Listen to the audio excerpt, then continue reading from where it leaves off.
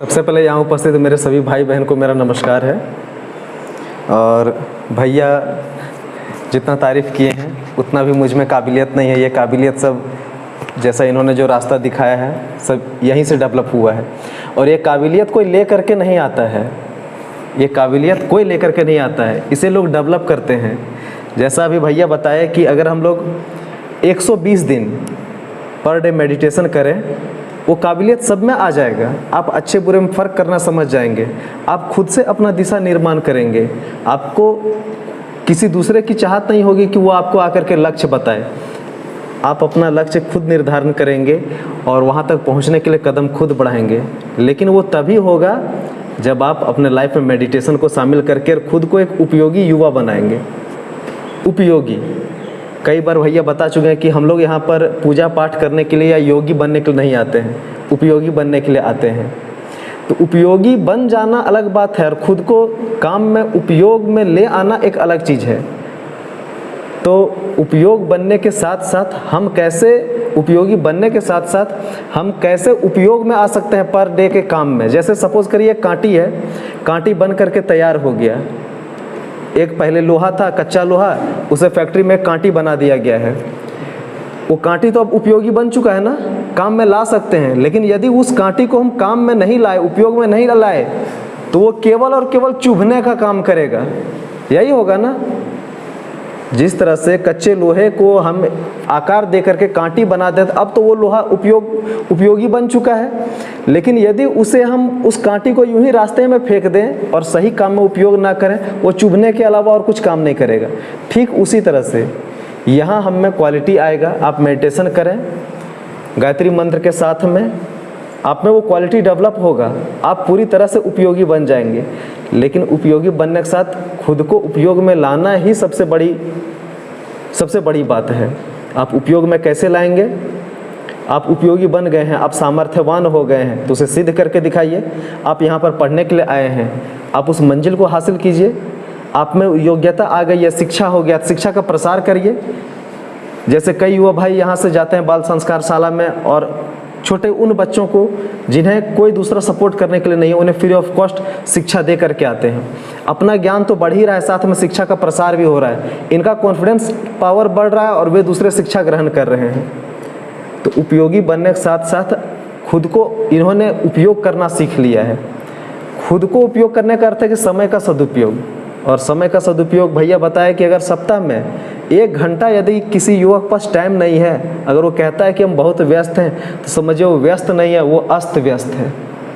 और इतना अस्त व्यस्त लोगों के लिए ये दुनिया तो नहीं है मेरे समझ से। ये उन लोगों के लिए नहीं है, ये उन्हीं लोगों के लिए है जो मानसिक परिपक्वता के साथ में, एक सच्चे मन के साथ में, सच्चे लग्न के साथ में अपने दिशा को निर्धारित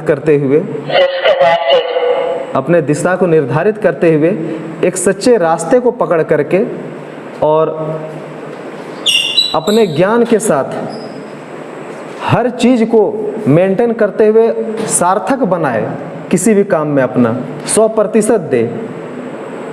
ये काबिलियत इसी का नाम है कि यदि अपने काम में हम 100% नहीं दे पा रहे हैं, हम पढ़ने के लिए आए हैं और खुद पढ़ नहीं पा रहे हैं, तो फिर व्यर्थ है वो टीचर का शिक्षा जिन्होंने हमें बचपन में क ख ग सिखाया था, बेसिक उन्होंने तैयार किया ना, उन्होंने हमें उस लायक बना दिया कि हम आगे की शिक्षा ग्रहण कर सकें। बड़े बड़े मोटे मोटे किताबों को, महापुरुषों द्वारा लिखे गए बड़े उन किताबों को पढ़ सकें।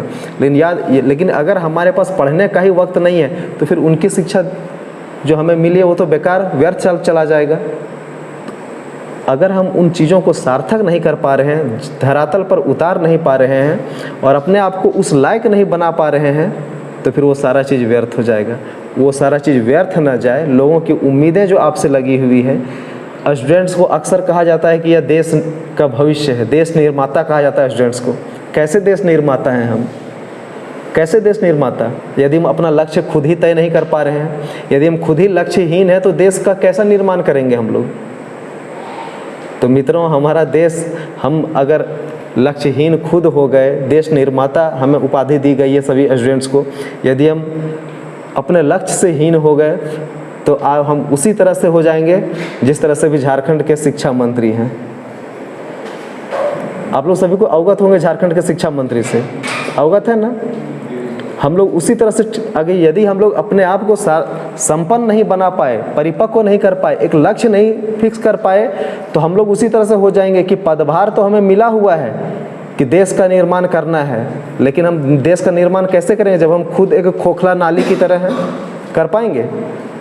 इसीलिए बहुत ज़्यादा समय ना लेते हुए मैं अपनी वाणी को यहीं विराम करूंगा और रिक्वेस्ट करूंगा कि सभी कोई 120 दिन तक कंटिन्यू अपने लाइफ में मेडिटेशन को शामिल करें, सूर्य उपासना को, और 1 घंटे का टाइम अवश्य दें प्रत्येक रविवार को।